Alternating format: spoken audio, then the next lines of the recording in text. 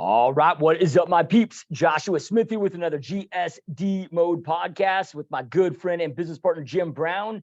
And today we're going to talk about New Year's resolutions, all about health, fitness, diet, and how to dial things in for your New Year's resolutions to ensure that you have success with your results. I don't know what the failure rate is for New Year's resolutions, but it's got to be high. 98%. Yeah. I know from being in the gym business, and I'm not anymore, but, growing up in that business, it was like, dude, New Year's resolution time. It was, oh man, it was just, it was an amazing time to be in that. I always joke and say, man, if I could be in the gym business, but only from like New Year's resolution times, like just say January 1st to like spring break. Yeah. Right. Like, and then peace out the rest of the year. Then it would be, because so many people drop off so quickly. Yeah. I mean, that's kind of what, Planet Fitness's whole business plan was like, who are the people that will sign up and never come in? Let's build a gym for them.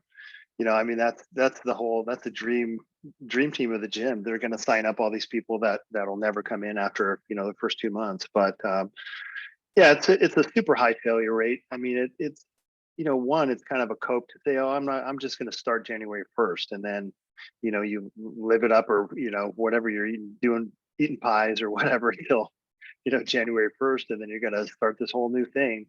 I think it's just destined to fail that way. I don't think you can be successful trying. It's just the thinking's all wrong, in my opinion. Yeah. And the cool thing is, even though I know today we're going to focus on, health and fitness and health goals, but this stuff can be applied to business and kind of any aspect of life. It's so funny. Like I'm on your Twitter, all the time. You're like the only dude I follow on Twitter. And, but I go on there and it's, you're always talking about testing. You're always talking about, cause it's so easy to get pulled into these different fads and so forth, which all that stuff, I know that we'll get into, but it's funny though. Cause, before I met you, I never treated health and fitness, like when it comes to, testing, specific foods and testing certain things and seeing how I feel with it and journaling that and seeing, not just does it allow me to get to my aesthetic goals that I have, but also the energy goals that I have and how they impact me. And, I do that stuff. I split test all the time in business. It's like, that's like the number one rule of marketing is you split test everything, but I hadn't applied that like in the way that, I've learned to since meeting you on health and fitness. But I will lead off and say this before we lead into this, that, anybody that's watching and listening to this is, I don't know if there's anything that's more important than getting clarity on your health goals. And I was having a conversation with a dude the other day. Now, this was a dude that was looking to sign up for my business coaching. And, but he started asking me a lot about health and fitness. And I was like, look, man, you can't impact one area of your life without impacting the other. I tell people all the time, like, dude, if you kept your business status quo, didn't change anything, but you improved your health, your business will grow, right? You're going to have more energy. You're going to have more confidence. Like it's going to expand and grow, but you and I have also spent a lot of time in the hospitals, you more than I have. But, I worked in there as a nurse's aide for a couple of years, and spent a lot of time on the hospice floor and, just seeing people that, they didn't take care of themselves, probably thought at some point they'll get in shape or didn't think of, the consequences, but then you get to the point where the quality of life is terrible, and you see it with, all the time with even, millionaires, billionaires, whatever that just neglected their health so heavily, get all this money, but then get to a point where it's kind of no return with their health, where they're like, man, I'd give it all up in a heartbeat just to have my health back. Yeah. I mean, to your point, when you see somebody, especially in the hospital, like, I was always around people who were kind of at the end of the road or, in some serious trouble. And, a lot of that could have been prevented by, taking care of themselves 10, 20, 30 years earlier, maybe even as soon as 5. But, when you wake up and you're sick or you wake up and your body is broken or you have this disease, your quality of life and your everything about how you live is going to change after that point. And you can't just get rid of it. Like you can't abuse and trash your body for 30 or 40 years. And then one day say, okay, oops, I got scared. I'm going to reverse it now. Well, there's nobody that does that. I mean, it just doesn't happen. And disease doesn't work that way. You can't you can't be obese or unhealthy or whatever for 30 years. And then all of a sudden, hey, I can't move or I can't breathe. I just have to diet for the next, few weeks and it's all going to come back in reverse. It doesn't do that. So yeah, one of the things that I always like to remind people is that, your health is probably the most important asset that you have, because if you lose your health, you're in the system. And once you get into the system, like the hardcore medical system, and you have a major disease that you're being treated or, isn't really reversible here, you're kind of fucked, man. You can't just go back and say, I wish I could reverse it. It doesn't work like that. So that's why it's super important to take care of yourself. It's super important to be vigilant about your health. And just for my own goals, I'm going to try to have the highest quality life that I can until I hit the wall. I don't want this prolonged. I don't want to live to be 120 in the last 20 years. I'm in a nursing home, don't know my name, can shuffle around. That's just not what I'm planning, And so to do what I want to do, I'm keeping everything in the best maintenance or, in the best working order that I can. And it takes a lot of work, but shit, I'm 51 now. I've seen plenty of 51-year-old guys that are broken down. I can't do a goddamn thing. And that's not the life I want. Yeah. It's it's not just because most people don't think about long term. It's like most people I talk to, like, they don't have a trust set up. They're not thinking about retire. I mean, even people I talk to that are in their 70s that still don't have a trust, that don't have, whatever it may be, and or setting up for retirement, or I mean, it's only 2% of Americans at the age of 65 or older can retire now without being reliant on government aid or family to take care of them. So, people don't necessarily think about the future. And I mean, I recommend that they do, but but also if you just think about the now, it's like, look, dude, I've accomplished. I mean, there's still a lot of goals that I haven't accomplished yet. I'm always setting new goals, but I mean, I've for at least to this point, the goals that I've set prior, it's like, I've kind of checked all the boxes, right? From, business and money to, all of those things.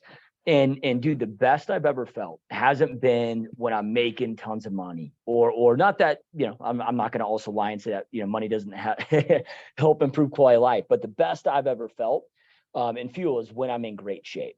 I was talking to a dude the other day and I'm like, hey man, I'm like, this might sound funky, might sound weird, might sound like I'm mentally weak, and whatever the reason is, but I'm like, dude, like, I feel the best just from an internal self-worth standpoint, confidence standpoint, whatever, like when I'm happy with my body, but then, the other elements of that, the energy, the quality of life that you can have, the, and so forth, it all adds to it. So with that being said, dude, I don't know where to start this necessarily, but, I was thinking about the biggest excuse that I get from people is time.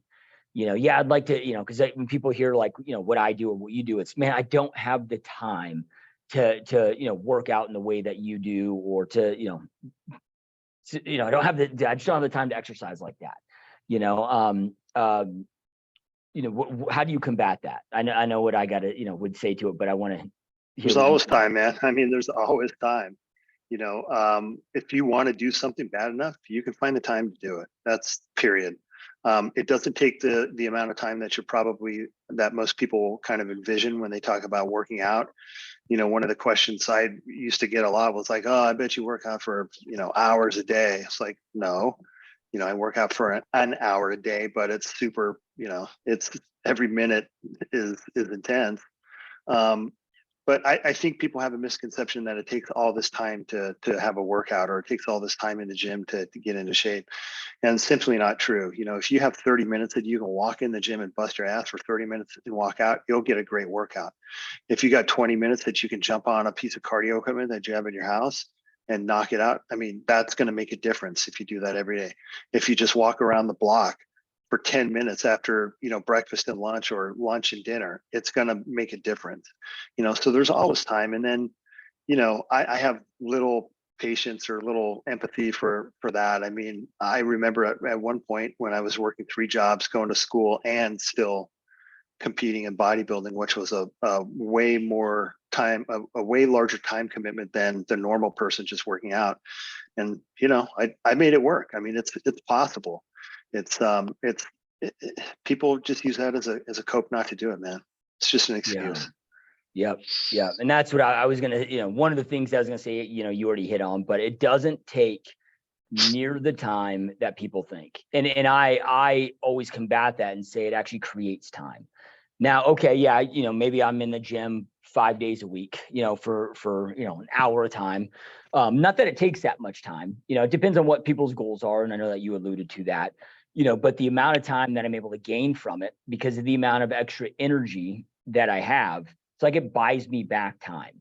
Right. And I know that might sound funky and odd to anybody that's watching or listening to this, but dude, I just swear that it does, man. Like, dude, again, the energy that I have throughout the day from it, like, it's just, I create more time. I get shit done faster. I'm more mentally clear, especially I know a lot of that watch and listen to this podcast, not everybody, but, a good amount of you guys are in, business or, stressful career type. It's like, dude, like you got to have a release somehow.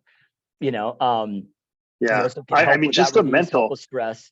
Yeah. The mental release, man, the mental break that it gives you is so valuable. I mean, that's really, I like the look that I have. I like being strong. I like, keeping my body somewhat mobile, in a place where I can do the things that I want to. But really, I mean, the reason that I stuck with working out the way I have all these years is the mental part of it. It makes a huge difference, man. I've never walked out of the gym feeling worse than when I walked in. Just doesn't happen. Yep. Yeah. And then, so like, and I get up early and hit, so then I can get on with the rest of my day. And I even find that, like, look, and I'm not saying for people not to sleep. Sleep's important and everybody's got to figure out how much sleep that they need and whatnot. But I find I don't need as much sleep when I'm cleaning my diet and I'm working out hard. Like, dude, I feel, I need at least 6 hours, but 6 hours of sleep feels better than 8 hours when I'm out of shape. And I can speak to that because I used to be almost 300 pounds and completely lost my health altogether for a period of my life. I still try to sleep, 7 hours a night is kind of my target to get to, but then from there on the time saving standpoint, dude, let me just, okay. So, I got the weight workout, but then, with cardio, like I'm not, it's like, okay, well, I want to get in that cardio, but then, yeah, like, especially with the season right now, my business work, dude, I'm working a lot, like a 10-hour day is a light day, I'm working 7 days a week right now. It's just that season with the economy that I'm having to do and in right now, but I'm getting in like 20,000 steps a day, but what I do, dude, is like, fuck, I walk these halls all throughout this whole, so I'm in my office building right now. You guys can see some of it, but I just pace, dude, when I'm doing it. Like, why would I sit at a desk when I'm doing my sales calls or any, whatever kind of call that I have? I just fucking pace and walk. And it's crazy, how many miles you can stack on, so if you have, an hour or 2 hours of calls that you're doing on a daily basis, just freaking walk while you're doing those calls, even if it's a slow pace. Like, I'm not speed walking through here, but it all adds to it. I've done many a Zoom meeting or, company meeting or whatever that's mandatory that, I'm not presenting or doing anything. I just have to actively listen. Many of those either on the treadmill or the bike, it's easy. Yeah. Easy to fit in. And if you think about it, because we talked about kind of financial, you said financial health, retirement, but, one of the things or the ways to think about your health is if you don't work on it a little bit every day, because theoretically, if you're contributing to a 401k, you're putting money in that account every day. You do a monthly contribution or whatever. Every day you're putting money into that retirement account. Well, if you think about your health, it's the same way. If you have to pay a little bit of rent every day, but if you do that, then you're going to have benefits down the road and continuing benefits, especially when you're older, man. When you start to break down and most people, your friends are breaking down and they can't do anything and they're getting heart attacks and all this, if you've paid those dues the whole time and you've eaten more, steak and vegetables than, burritos and nachos, it's going to have a massive difference. And that's really what it is. It's like, it's because again, if you lose your health, you can't make it up. There's nothing you can do. You're going to lose your ability to make money. You're going to lose your ability to do everything. You're going to be compromised in this system. That's just, it's not there to make you better. Yeah.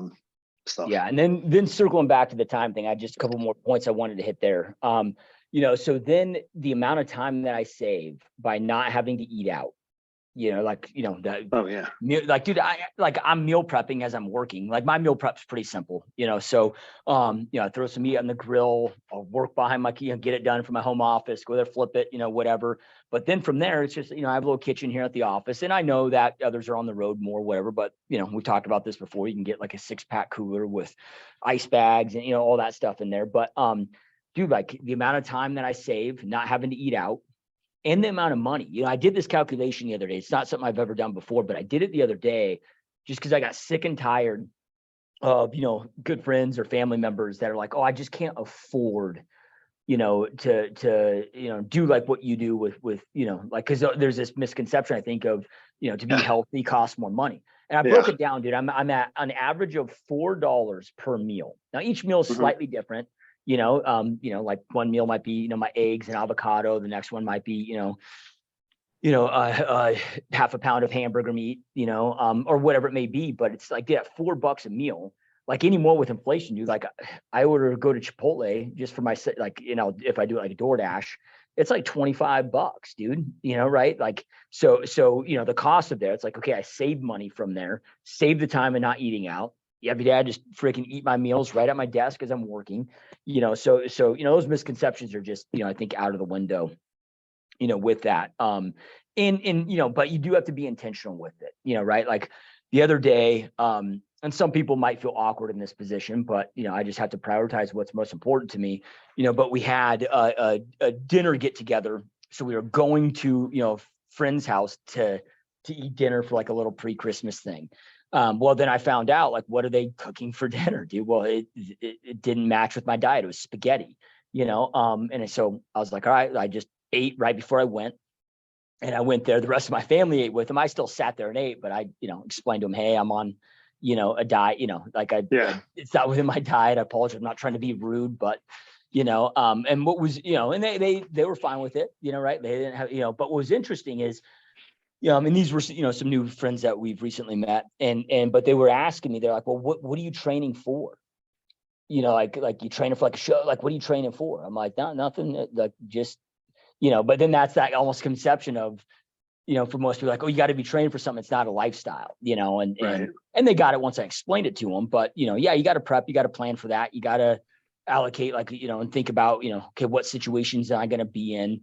It's just like I do with my business planning. Like I'm always asking myself, okay, what potentially could block me from making these things that I need to do a reality? Well, same thing with, working out, dieting, all of that is okay. Well, what potentially could get in the way that could block this, and have a, kind of contingency plan, for that thing.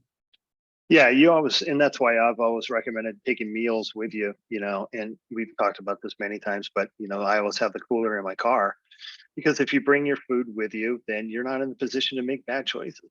It's already taken care of. You don't have to, run, dying, starving. You don't have any food. You haven't eaten in 8 hours. You're going to go through the drive-through, or, make some bad choices. So it is, man, it's a little bit more planning. But that's what it takes. I don't know how else to do it. I really don't. Yeah. Well, success is in the planning. It's just how it goes, dude.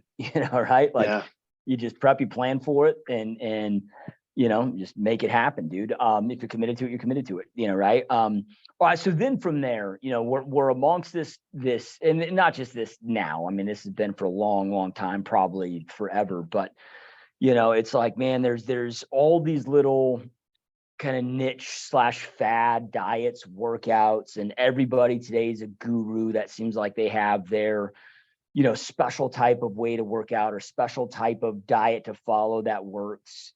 So if somebody's watching or listening to this, that's like, all right, man, I'm finally committed. Like, I'm going to do this thing. I'm sick and tired of looking and feeling the way that I look, because you guys got to understand it's your choice, and you can quickly, I mean, so damn quick, turn things around, if you choose to, if you prioritize it, make it important to you, but what would you say, because it's such a busy world, man, and it's hard to, like know which path to go down when it comes to, working out and dieting, especially when you go on Instagram and every 2 seconds you're seeing something new?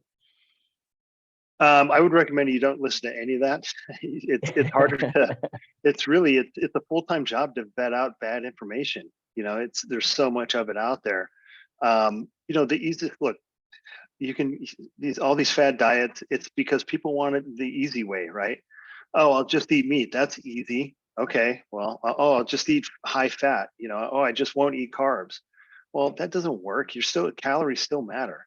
I'm sorry, but the best way to take control of your diet and take control of your life and see results with your nutrition program and your exercise program is to figure out how much food you eat, how much you need, and what foods you respond to, and kind of dial yourself in. You don't need a program. You don't need anybody to lay out some special weird, snake diet bullshit for you.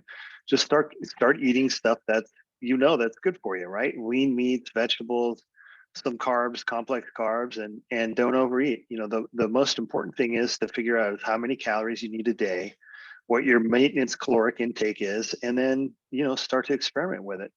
But even when somebody hires me to coach them or whatever, I don't have a diet that I print out and send you.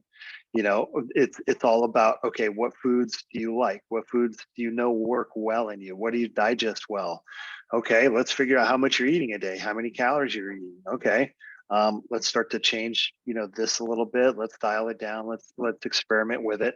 And it's those experiments that really help, me guide a person to figure out what a diet looks like for them. It's the same thing that anybody can do at home. You get a calorie tracking app.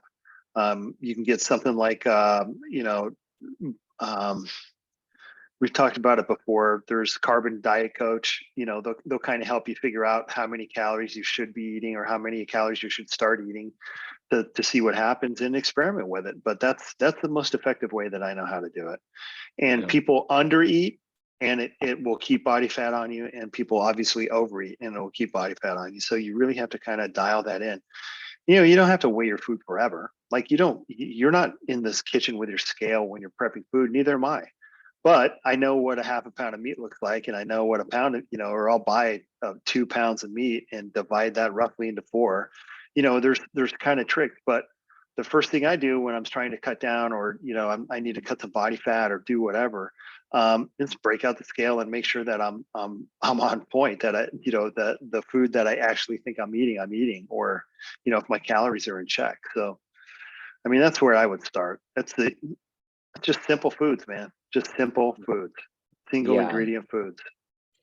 Yeah, and my recommendation for people, and then and chime in and correct me if I'm wrong, because I mean you're more of the expert than I am with this stuff, but first thing is like, all right, like getting clarity on what your goals are, because so many people don't necessarily, because to me like that really determines somewhat of the type of diet that you're going to be in, and somewhat of the type of activity / workout plan that you're going to be doing, because I got to imagine that. Now, I've never been like one of these ultra runners, but if that's somebody's plan and their goal is to go out there and run marathons and run ultra marathons, well, I'm guessing that they probably need to have a different style of diet than, somebody that, hey man, I just want to put on 10 pounds of muscle and take off 15 pounds of fat, right? With that, but, getting clarity on that, then that can help dictate, the type of diet, type of workout. But then, one thing that, I learned very quickly, when I was losing that weight is that, dude, it's the path is in the math, man. There's 3,500 calories per pound. And like when you talked about, when you can figure out what your maintenance, caloric intake is, and then just mathematically do the calculation. And I don't know if this is true or not, but what I was told back in the day was, a healthy way to lose weight is just account for about 2 pounds a week, because, and again, this is years ago, but at that time, at least, from people I was talking to at that time, like, hey, you can't, it can be unhealthy to lose it too rapidly, right?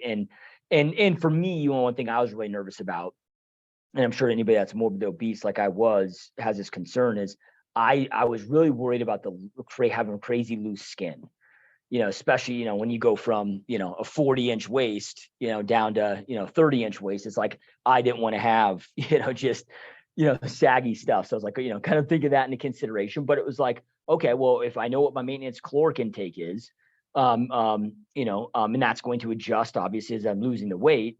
But then from there, if I need to lose 2 pounds a week, okay, I just got to be 7,000 calories at a deficit on a weekly basis minus that. And now I don't recommend this, but I was doing this at the time, initially, but it didn't last, right? I'd lose weight, but it wasn't like a lasting thing. But it was like, it didn't necessarily matter whether it was Taco Bell or clean organic food, right? Like if I was at that caloric intake, I was losing weight, now I wouldn't advise people just to eat bullshit like I was, but it is, and dude, like so many people, and me included, until I started paying attention to calories, like I had no idea how many calories. Like you go to Applebee's, and I, get an appetizer and there'd be like 1,900 calories in an appetizer. I'm like, what the hell? I would have never, like, that's like my whole day's worth of calories almost in one freaking appetizer, Yeah, I think people would be shocked if they really knew how many calories that they were consuming. Oh, it's insane, man. And that's, you touched on a couple things, but that's really it.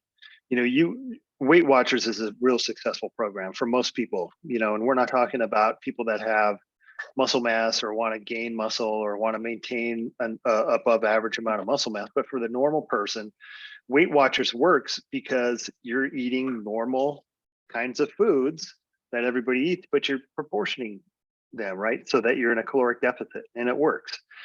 So there's a lot of ways you can go about this. I'm just assuming that, most of the people listening to us and the people that we've had reach out from, your guys and my guys and our guys, they're all, they have some muscle, or they want to build muscle or maintain muscle and lose some body fat. And when you do that, you just have to keep your protein high. And to do that, the most effective way to do that with low fat is to, cook your own foods and stay with simple ingredient foods. But if you're just somebody normal and you're not, depending on your goals, again, you can eat whatever you want as long as that caloric intake is in a negative and your body's responding to it, then it works, man. And that's really what it's about. It's all about calories. No matter how you break it down, no matter what, the keto guy tells you or the carnivore guy tells you or whatever, it's really about calories. And their rules, they're following the caloric game too. They just don't know it. If you're eating a carnivore diet and you're not loading up on fat, it's goddamn hard to eat enough meat to hit a caloric surplus, much less gain any fat. It's almost impossible to do because, I mean, my God, that's a lot of eating. It's hard to do. Yeah, because like a 12-ounce steak has what, like only 600 calories or something in it. Like, yeah. So if you're eating lean meats, and so anyway, it's really at the end of the day, please trust me, there is no secret magic fad diet. It's really all about the calories. Yeah. I was listening. I was telling you this before we jumped on the podcast, but I was listening to a dude the other day. And I can't remember his name, but dude, I recently just started listening to some of his content, and he's a farmer, right? He's got all this, thousands of acres of, like kind of organic. When I say organic, like they don't use the pest, like they, it's all whether farmland. Is it the White Oaks guy? No. Okay. And I can't. I'll find out and shoot it to you. But anyway, and the dude was in great shape, and I mean not like jacked like you are, but in like good shape, and he's middle-aged dude, and but he just kind of went on this rant of all these fad diets, and and he brought up like this dude I have here behind me on this picture, Steve Jobs, and he said, he's like, look, I don't know exactly, we know that he died of pancreatic cancer. We don't know if this necessarily fully led to it. He goes, but my guess is, he goes, that was a guy that followed these crazy fucking fad diets where he just ate freaking bananas and apples all day long, didn't have a well-balanced diet. And he just kind of went on this rant though about, going on these crazy diets where you're just eating like this one type of food nonstop, and how it just robs you of everything else, and I guess I don't know where I'm going with this, but it just seems like the shit that's always works, dude. Yeah, there's no secret, man. There's no secret. It's the same shit, and one of the good things that I'm seeing, there's some really smart kids coming up, And, you see them every now and then, and on some of the socials, these guys are actually making some headway. And it kind of warms my heart because the stuff that I've been talking about for 30 years is now being talked about, training to positive failure. You don't need a lot of volume. It's simple foods. It's, all that stuff. There's a huge kind of movement that guys are talking some real common sense shit. And it's kind of hopeful, man. I think that a lot of people are seeing the light, and it's not like, there's no magic fucking solution. It's eating a pretty boring diet, finding out what foods work for you and will work well in your body, figuring out how much to eat of it. Same goes to the gym. When you go to the gym, you don't have to follow somebody's workout or somebody that maybe looks like me does a secret bicep trick, or has a special curl for you. Well, shit, I don't know if it's going to work on you, and neither does anybody else. That's something that you have to go in and experiment with. And it's the same thing. You go into the gym and try out all the different pieces of equipment, try your grips in different places, try your hands, being in different part of the bar, just experiment. Don't be afraid to try things for yourself. I mean, that's how everybody learns. That's how you become kind of a master in this space. Yeah. And then, and this comes back to the, identifying your goals, but it's like,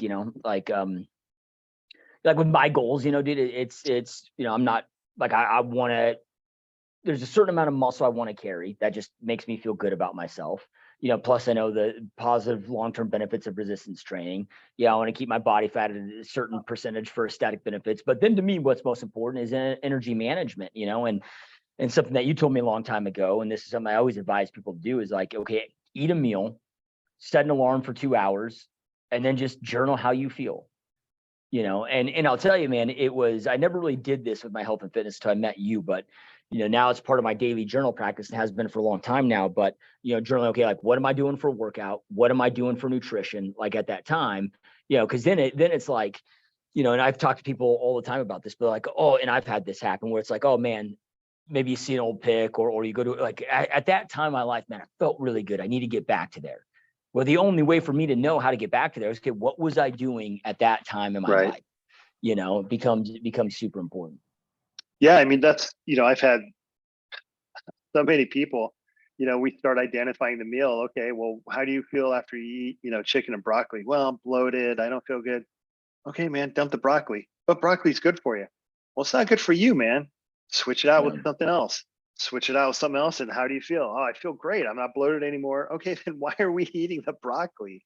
And that's just an example, but that's a pretty common one. It's like, it doesn't make you feel good, man. You don't digest it well. Sorry.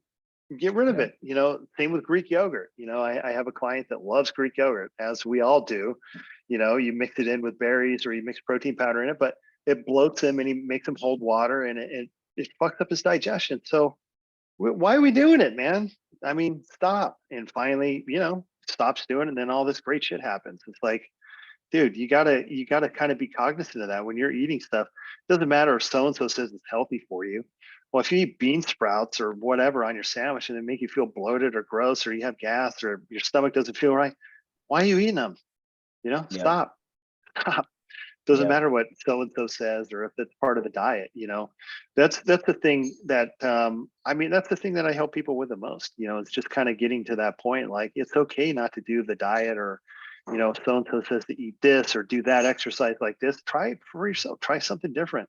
See how it makes you feel, because I think that's what a really good, coach or somebody who's helping you with nutrition is helping you find. Not so much, oh, well, you have to eat this and that's the only way to do it. I mean, we're all biochemically unique. Yeah. Yeah. And what's cool about it is once you find that rhythm, dude, like for me, and again, like everybody's goals are different. Like, I'm not trying to, step on a stage, so this may not work for everybody, but dude, like, I fucking love my diet. I look forward to the meal, like, to the point where, not too long ago, my wife and I went out to Mastro's or whatever, which is, like, you go out to, I think we took my parents out there for dinner, and it was, I don't know, $700-800. I mean, it's like an expensive place, right? Yeah. And the whole time I was like, she's like, I was like, oh, is that steak good, or is that good? And I'm like, Not as good as the one I cooked at home. yeah. Like not as good as my eggs and avocado. Like you get to a point like, and once you find that thing and that rhythm for you, it's like, dude, every one of my meals, I look forward to it. It tastes good. And I eat pretty plain stuff. Meal number one is, Greek yogurt with collagen protein, put some hemp seed hearts in there. Now I use it's not the full it's a Greek yogurt, but I do the one like that has the vanilla already in it. Yeah. So it's already, I guess that can replace some of the berries. So I probably should. Well, it depends though. If that meal makes, and I know you're lean as fuck right now and your body feels good. So I would argue that you're handling that meal just fine. Yeah. And that's my pre-workout meal. Yeah, so but if you ate that and you got bloaty and you're holding a bunch of water every time you eat it, then it's it's a bad choice. But you handle it well, so yeah, it's a perfect meal. Yeah. So then after that, it's like then I train, then I have I'll just do a whey protein shake and a piece of fruit, and then a few hours later, it's like I have a hamburger patty. I throw a piece of cheese on there, and have it with some organic mustard primarily, but I'll have a little bit of ketchup in there, but try to just mainly have mustard for the calorie count. No bun, nothing. A few hours later, I'll have either another protein shake or another hamburger. 3 hours later, I have my 6 eggs and an avocado, and then before I go to bed, I'd take a protein shake, and that's it every day, right? But dude, it tastes good. I love it. The energy's great. And it took me a little while to but it allows me to hit my goals. It's not overly costly. Like hamburger meat and eggs just don't cost that much money. Well, eggs are getting pricey right now. Yeah, I'm $10 a carton, because I try to get the decent ones. But but still, when you start breaking that down, $10 a carton, and I'm eating 6 at a time, and that's still, $4 or $5 per meal. And the avocado, what's $1, right? So it's still hell, but like I can't go to McDonald's and eat for that price. No. Right. So it's still when I put it in a comparison of, okay, what's the alternative? Yeah, I mean, it ends up being great, dude. Yeah. There's no substitute for it, man. Yeah. So then, one thing we were talking about before we hit on this podcast is, heart health, because it is, there is an element, like I was saying earlier. Okay. Yeah, dude, like I lost weight eating, I could eat crap foods, processed foods, kept my caloric count low. And I was losing weight. And again, that was for a brief period that I was doing that. I didn't necessarily know, not that I didn't know better, I knew better, but I, just still did it. But I'm guessing that, losing the weight's going to be better for my heart, but that still isn't optimal for heart health, and I know we were talking again before this podcast. It just seems like, man, so many people that I know and, people on the news and people that I know of, it just seems that, and maybe it's just that I'm online more, have more awareness of it. I don't know the statistics of it, but it seems like, fuck, everybody's having heart problems today. So when it comes to heart health, because I know that this is also, what you do for a living is test to be proactive with this stuff for heart health. Like from a diet and workout aspect, like what can be optimal, for long-term heart health? Because once you fuck up your heart, dude, like there's a point of no return, right? Because it can't replace cells, right? Yeah, I mean, once you have myocardial death, cell death, if you have blood flow restriction for whatever reason or whatever, and you have cells dying on your heart muscle, it's compromised forever. You're never going to be the same. From what you kind of the question to address your question, I mean, just generally speaking, I think that if you're leaner, you're going to be healthier, to a point. I think if you have your resting heart rate is lower, the better. You're going to have a better overall healthy kind of outlook. If your blood pressure is under control, which goes hand in hand most of the time with blood pressure or, heart rate, it's going to be healthier.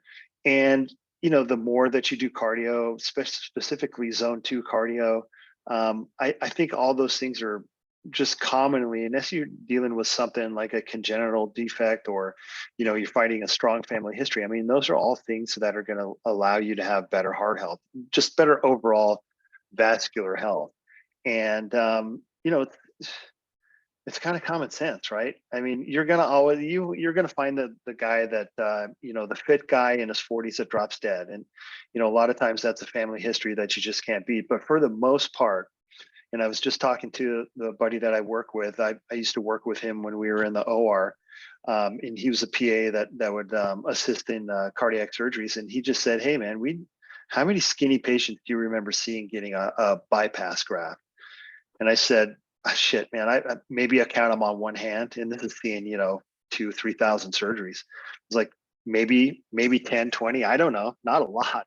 And then at that point, it's usually, the guy or gal who smoked for 40 years and finally caught him, but for the most part, generally speaking, people who have cardiovascular issues or in poor health or are heavier, they don't exercise, they may have undiagnosed or diagnosed high blood pressure, and their heart rates aren't under control. They're not doing any zone 2 cardio.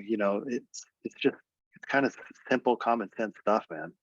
Yeah. So these might sound like dumb questions, but like what is a good, and I'm guessing maybe it varies on age, so people might be better off Googling this, but for resting heart rate, like I'm looking at mine right now because I've got this Garmin watch that gives me out every day of everything. It's like my resting heart rate is 48. That's ridiculous. Yeah, I mean that's great. Yeah, I mean there's guys walking around, and I typically have high 60s into the low 70s, but anywhere south of 60, you're doing pretty good. Okay. And that's achievable. If you're in cardiovascular health, if you're in fit cardio health, typically you can get there without killing yourself. That's just putting in the time and actually doing some cardio and getting leaner and work out, really.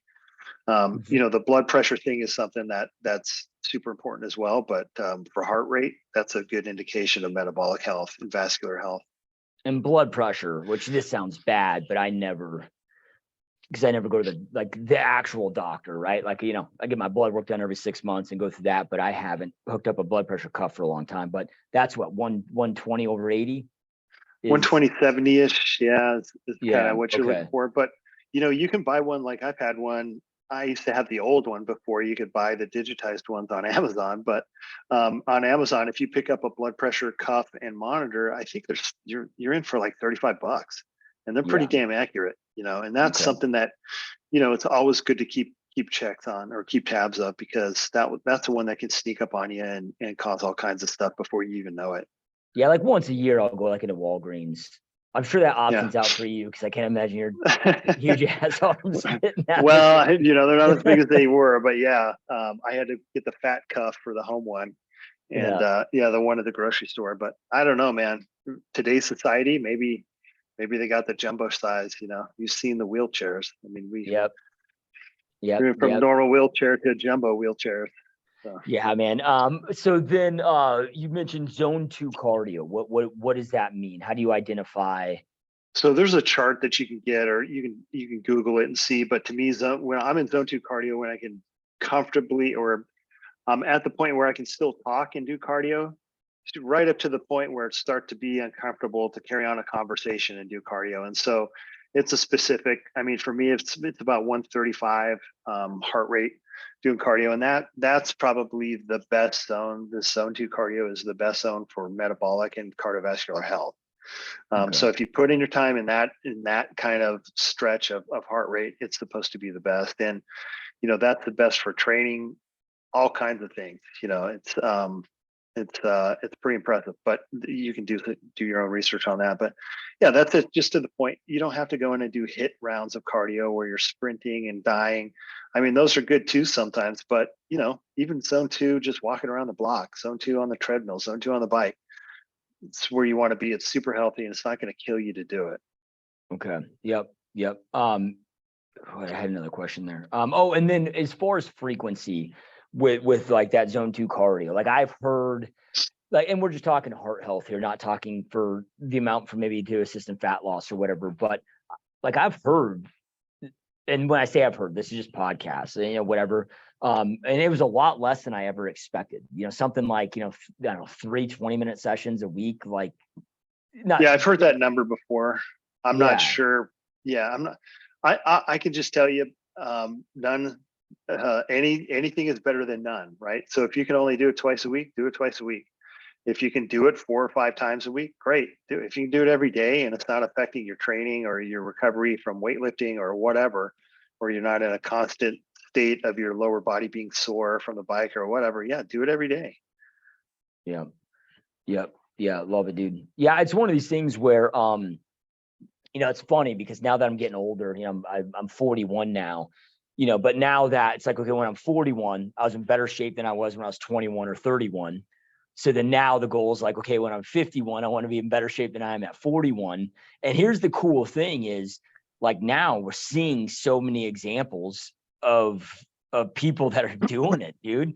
I was watching like a video of, what was it, Robbie Robinson, the other day, and he's in his 70s and looks amazing. It's like, oh, dude, like, yeah, I think a lot of people have that mental process of, once it's 40, things go downhill. I'm like, shit, at least not the people I'm seeing out there, and guys like you that are 10 years older than me, but whip my ass all day long, right? So, well, I don't know about that, but there's more and more guys with gray hairs that are, still somewhat muscular and in shape in the gym. And it's I hope that it's kind of a positive role model for people that, hey, you don't have to be broken down and fat when you're 50. You don't have to be a crotchety old man that can't do anything, or a woman, or, broken down and can't do any hobbies.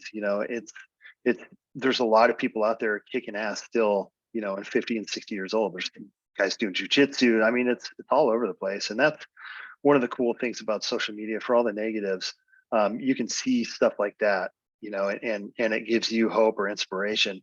And, to that point, I think one of the reasons why there's these kids in high school that are able to squat 4 plates, 5 plates, doing 600-700 pound deadlifts, is because they're actually able to see somebody else do it. When I was a kid, for me to see, I just had the guys in the gym that were the strongest ones. And then maybe I go work out in town and see a couple of guys that were jacked, that were like 30 or 40 years old and, completely jacked out of their mind, and be like, okay, that's really strong. I'm doing okay for a kid, I guess. But God, if I had the internet, when I was in high school and I saw other kids squatting 4 plates, deadlifting 6, I really think it would have made a difference to me to say, hey, it's achievable. There's kids out there doing it. Why can't I? I think that's, for all social media's negatives, that's one of the really good benefits.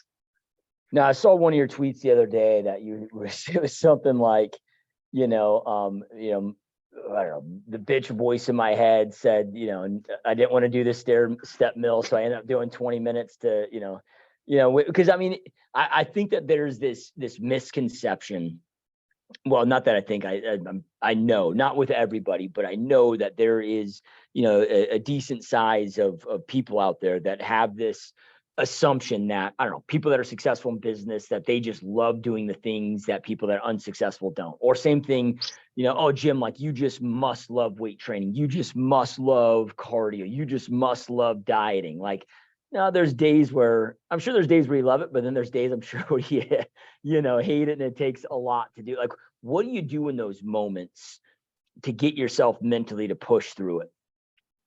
Well, specifically for like the stair thing, man, I remember walking by and I'm like, why aren't you doing the stair mill, pussy? It's going to work the best for you, and I have to keep up kind of a cardiovascular minimum for the type of scuba diving I do. I like to be at a certain standard, and when that slips a little bit, I can certainly tell. And then, I have a comfort zone of body fat and all that stuff. And for me, the stair mill is one of the best tools I have, but I fucking hate it.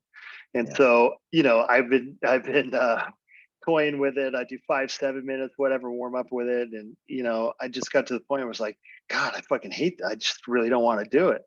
And so for me to get out of that, it's like, okay, motherfucker, every time we walk in this gym, we're doing it. I'm not even thinking about it. I'm just walking over and I'm going to fucking do it.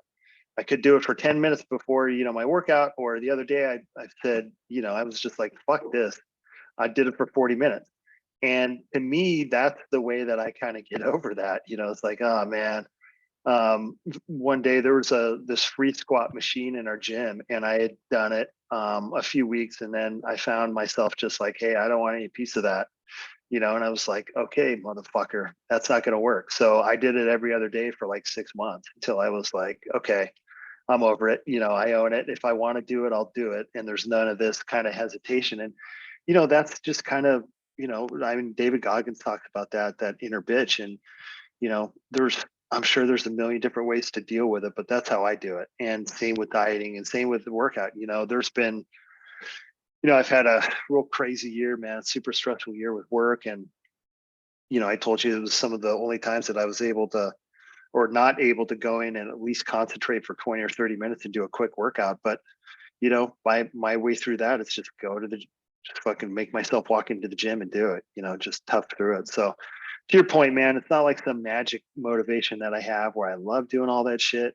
I do love training, but it goes in cycles. And when I'm in a down cycle, I still force myself to walk into the place and get it done. It's not all fucking rainbows and unicorns every day. Have you ever regretted it after the fact? No, just like I said, I've never walked out of the gym. Now there were days where I've injured myself, but no, I haven't ever walked out of the gym and gone, God damn it, I wish I wouldn't have come today. Even if it's not a great workout, then I'll walk on the fucking treadmill. If I can't get my shit together to actually lift weights or do something, I'll just try to, I'll do a couple things, get a pump, and maybe stretch out a little bit, and then do what I can on a piece of cardio equipment and walk out. And even those days, as compromised as they are, I feel way better. By the time I hit the car, I'm like, Jesus, I'm glad I went. And that helps you kind of build that up to, okay, now I'm getting back on track, and there's momentum, and just the mental reward that you get from doing that it's huge, man. It's huge. Yeah. I enjoy training as well, but I will say I hate training at 4 a.m, which is what I do, But with me, I'm in that season, and I know you can relate. But with, kids at that age where, they're still relying on us, like they're not driving yet. They're, I've got between 9 and 14. They're all involved in, school extracurricular activities. It's like every evening is something. So it's like, dude, like my evenings are shot, and then, then work and whatever else. Like if I don't get it done, then I'm not getting it done, it's very rare that I wake up, my alarm goes up at 3, that I want to get out of bed, 90% of the time, I just want to keep sleeping. I don't want to get up. I don't want to eat. I don't want to work out. But then usually after like my first or second exercise, I get into it. Now I'm getting into it. And then by the time I'm done, I feel great. I feel amazing. I'm glad that I did it, I've never, as bad as I don't want to do it, I've never got done. And it's almost like I like to hike a lot too. It's like, man, getting up to the mountain can be a bitch, and hiking the mountain, your quads are on fire, you're burning. But then when you get done, you always feel amazing, dude. Endorphins are pumping. You just feel damn good about yourself. You feel accomplished, Well, and that's a reward. It's not easy. It's not easy to push yourself and get in there and do it, but that's a reward you get for it. You walk away better. You might still be tired and feel like shit, or your body might hurt, but mentally, it's a huge reward, man. Huge. Yep. Changes everything. Yep. Yeah. Love it, man. Well, any last words or advice as people are entering their New Year's resolution time to ensure that they stick with this? It's not a New Year's resolution. It's a diet. It's not a diet. It's not some plan that you're on. It's a lifestyle change. And, it doesn't have to be perfect, but if you make better choices every day, even if they're little ones, and you keep making those better choices, it's going to add up and have an impact.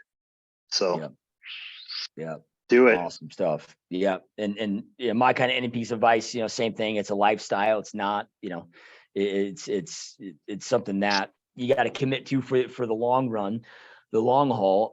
But then from there, I would say that, where I went wrong, because when I talk about my 100-pound weight loss journey, it's probably, if I would have tracked the whole thing, it was probably like a 300-pound journey, because you lose 40, you gain back 30, it's like this, it took, a long time for me to really get my shit together to fully commit to it, to get it done and get it done right. But like if and when you fall off the wagon, like you're going to have good days, you're going to have bad days. At least I did, don't self-sabotage yourself. Don't beat yourself up, just course correct and just commit to it, okay. Well, man, maybe you're having first week, you have 3 bad days.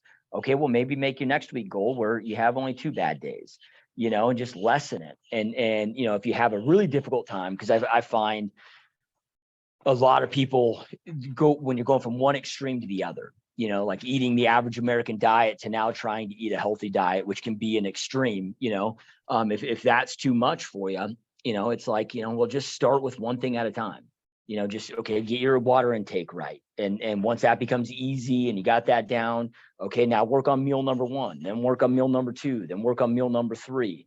I did this with a gentleman that he's up to about 60 pounds now that he's down, but we had to take it patient like that with him. It was, I was like, okay, the first 21 days, dude, all we did, we cut out alcohol, set up a sleep time for him, and then just worked on his water intake for like the first 3 weeks. Once that became easy routine, then we're like, okay, we're just going to work on meal number 1. That took almost 30 days. The next 30 days, now he's got meal 1 down. That was easy. That was convenient. Now we worked on meal 2. And then, so it took about, maybe let's just say, I can't remember the exact amount of time, but about 5 months for him to get all of those habits down. But now it was easy. It was just kind of introduction of one thing at a time to make it easy routine. And now he's rocking and rolling and, down 60 pounds or whatever. So, that'd be my 2 cents. Of well, just there's no universal approach, right? I mean, there's no right or wrong. It's whatever works. And that's a great, that's a great way to work yourself into it. And obviously it works for him, and that's really it. You don't have to follow something rigid or specific. It's just what's going to work for you. And if it's stepping it up like that, where just, you're course correcting a meal at a time, then do it. And this stuff adds up, man. So there's no right way to do it. Just do it. Yep, 100%. All right, you guys. Well, as always, we truly appreciate you watching, truly appreciate you listening. Keep crushing it. Happy New Year to all of you. And Jim, as always, man, thank you so much for taking the time to be here with us, brother. Yeah, man, always. All right, you guys, we will see you next time. Peace.